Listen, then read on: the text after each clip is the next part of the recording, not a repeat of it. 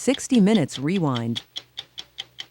It all started in Manhattan nearly 2 months ago, at a place that will be known forever as Ground Zero, an act of terrorism and mass murder that ignited a war that now has no end in sight. We have learned about the people who died there, the murderers who killed there, the heroes who still work there. Tonight, for the first time, we take you under Ground Zero, to a once vibrant underground city within a city that is now a 16-acre burial ground, a place where the effort to rebuild, both physically and psychologically, faces extraordinary challenges. 7 weeks and a day after the attack on America's Twin Towers, there is still smoke in the air at Ground Zero. They can't put out the subterranean fires. It will be several more months before all the debris here will be carted away. And then there'll be an even more daunting and dangerous and time-consuming cleanup job, digging up and repairing what you can't see here, the tunnels and garages and underground mall beneath Ground Zero. Ken Holden, Commissioner of New York's Department of Design and Construction, is the city's point man in the cleanup effort. He says debris from the tall towers crashed through the roof of this building, World Trade Center Building 6, and through the basement's 6 stories underground. Large chunks of that heavy facade broke off, and presumably from floor, from the upper floors, 90 or higher, and just crashed through the center of this building, crashing through the 9 floors of this building. And you'll see when we go underground, crashing through many of the concrete slabs that create the parking structure. The debris, some of the individual pieces weighing 30 tons, cannonballed through Building 6, creating an open space that looks like an atrium. It left much of the building unstable, above ground and below. Be really careful here. A lot of these blocks are loose.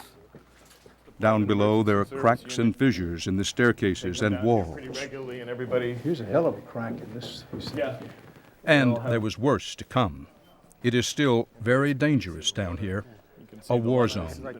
The deeper we descended, the darker and drearier and dustier it became. See how you get all those concrete blocks above your head, so please just kind of keep an eye, try to stay out from underneath them. They're only being held down by wires. You could smell smoke, and when the wind shifts in certain pockets, there is the uniquely unmistakable smell of death. There was devastation everywhere. So much damage to the superstructure that, quite frankly, we were surprised to see anything still standing.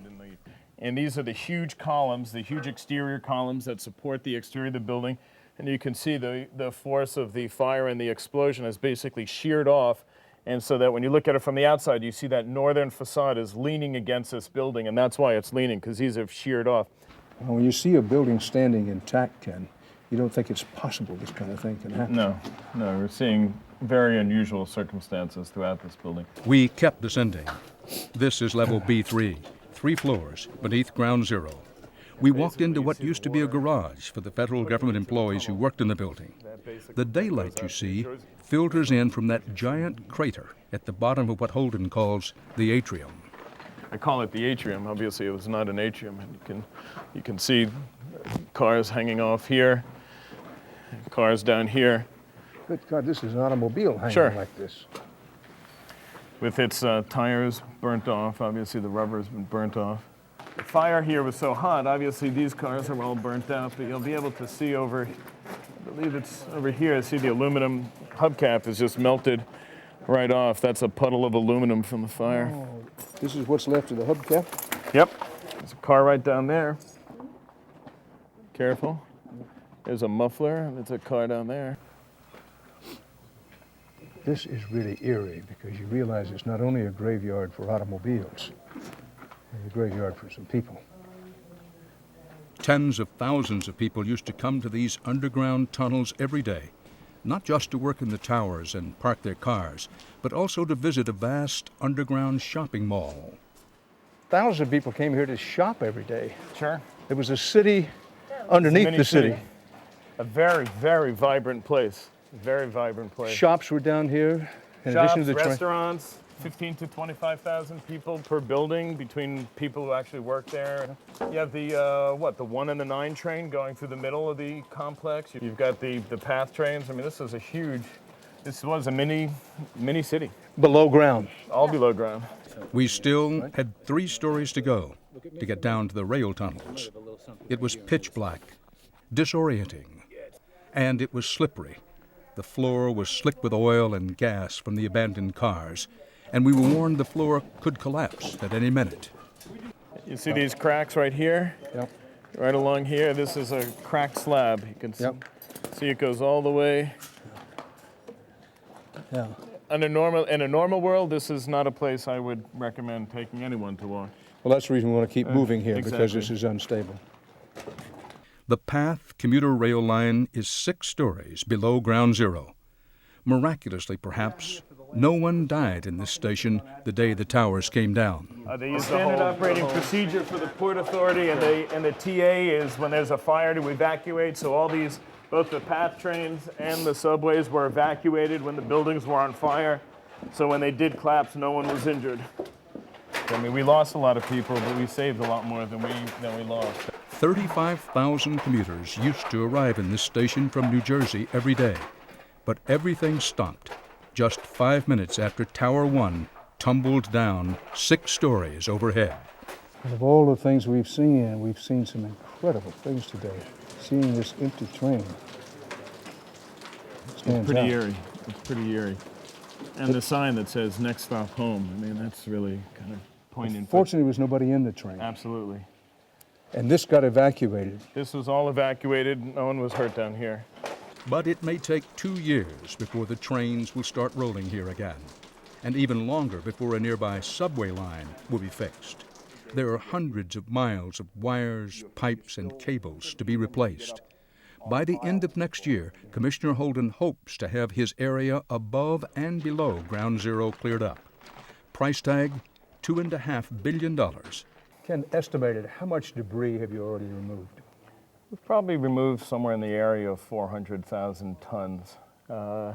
The initial estimates that we worked out with FEMA, the Federal Emergency Agency, were somewhere in the area, and with the Port Authority, were somewhere in the area of 1.2 million tons, so we're probably about a third of the way through. That's 1.2 million tons. Of steel and debris. Most of that from the surface? Almost all of that from the surface. We're just beginning to get below grade. And to those who say, I appreciate their spirit, but they must be kidding themselves, it just can't be done, you say what? We'll get it done. We took one on the chin, knocked us on our butt, but like all New Yorkers, we'll pick ourselves up, we'll dust our clothes off, and we'll get back to doing what we do best. But removing the debris that is underground is a logistical dilemma, an engineering nightmare. When the World Trade Center complex was built 30 years ago, an enormous retaining wall, called a slurry wall, was constructed below ground. The wall is 3 feet wide and 60 to 70 feet deep. It was designed to prevent water from the Hudson River, just blocks away, from flooding the 6-story basements. Here is your slurry wall. This is probably an old tieback. The other side of this is the Hudson River? Well, the other side of this is mud, but the water table here is extremely high because we're so close to the river that special construction techniques were needed. The massive underground containing structure is nicknamed the bathtub. That's the difference. The bathtub in your house is designed to keep the water in. This keeps it out so that they could build the parking structures underground here. For 30 years now, the wall has been supported by the floors in the basement levels, floors that have now buckled. Because of all the damage, Ken Holden's engineers will have to shore up the wall with more than 1,000 cables to prevent it from collapsing. You know, we're drilling through the 3-foot wall, drill 85 feet or so down to bedrock, then we drill 35 feet into bedrock, then we take basically the same kind of cables that they use on bridges, grout it up, basically concrete it up, wait 3 days for it to cure, and then they tension those cables, and that sustained the wall. Something fell? Something fell. Once the permanent... Are we all right here? We're fine. Okay. Commissioner Holden knows he can never let his guard down here, and he has concerns about the structural integrity of the wall when he starts demolition nearby. As we talk right now, parts of the slurry wall have been damaged a little. Is there some water seeping through, or not much? There is no more water seeping through the slurry wall now than there is in normal circumstances. But it's a constant battle to keep it dry down here, to keep the floods out. Even when the wall is intact, there are several inches of water in these tunnels. But this water is not seeping in from the river. This comes from No, and fireman's water. exactly. This is Saving the wall is also, you've critical. gotta remember this, If the tunnels we've had flood, the cracks water in could pour plumbing. into train and subway lines and destabilize nearby buildings. I don't know about you, but is the hair on the back of your neck beginning to I've been raise a down little here bit? I've been down here too many times. My hairs are kind of worn away. Well, maybe you forgive some of the rest of us. Ken Holden is under enormous pressure to get the job done, below ground and above. But he knows he can't lose his sensitivity or perspective. This was probably about 2 weeks ago, where a firefighter was walking around asking us to hold off on the road building operation. He basically pointed to a road to his left. He said, you guys have already buried my best friend over here, and I'm looking for my son over here. And he was pointing to the area where we're building another road. I saw out of the corner of my eye the father climbing up to the debris pile with a spade and picking up spadefuls of debris, looking for a son in that manner, and then threw the spadefuls back and continued to climb and look for spadefuls. It was probably ranks as one of my more poignant moments. It's been 7 weeks and a day. Firefighters and other rescue workers still search round the clock at Ground Zero, looking for the bodies of the thousands of people who have died here. They don't want to leave anyone behind. Do you consider it sacred ground, or is it now moving to a demolition and construction site? In order for me to work here every day, I think I have to segue away from the sacred ground considerations and move towards a construction site. But I think you can't work here without being cognizant of the fact that there are people here, there's suffering here, there's dead bodies here, and there's a need to treat this ground in a manner different than you would in any other construction site. Since the attack at Ground Zero, Ken Holden and his troops have been down in the rubble almost every day. It hasn't been easy, but America is at war, and Commissioner Holden plans to win. I think my attitude is probably the same attitude that most of the guys have down here working on a day-to-day basis, working on the pile.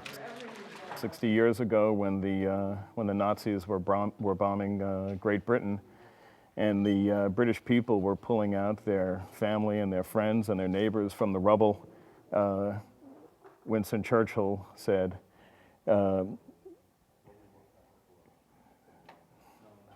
"We shall not fail, we shall not falter, we shall not weary, we shall not tire. Just give us the tools and we'll finish the job."